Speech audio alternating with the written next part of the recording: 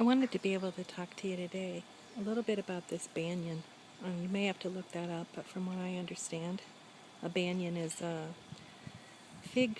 kind of fig tree that connects itself to another kind of tree. So a banyan can sometimes be a cherry, can be in this case a palm, but it becomes not necessarily a parasite, but part of that tree.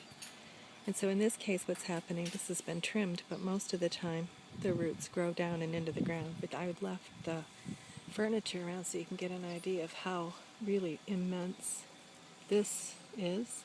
There are a lot bigger ones. The thing that's fascinating about what's going on here is that little kids, if you're talking about a 4-year-old, they don't have sense that this particular kind of tree is solid on the inside. It's really big to them. Think about this woman that just walked by. A child would be like half her size. And they're going to be standing there at the bottom. And what they're going to be able to do if you ask them a story is what is inside that tree. What's inside there. I wouldn't even use the word tree because I don't want to give them that. I don't even know that a 4-year-old, without being told, would think that this is a tree.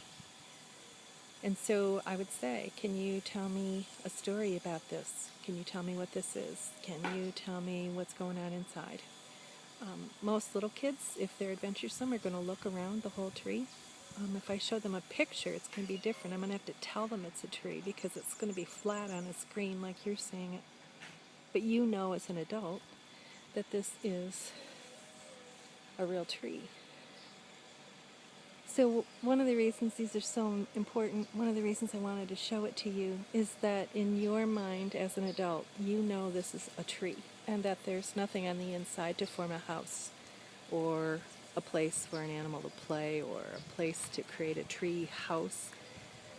But think about a little tiny child, and as they grow up and their definitions of what goes on in the world and what they know to be true starts to become engaged in the idea of tree, of house, of place.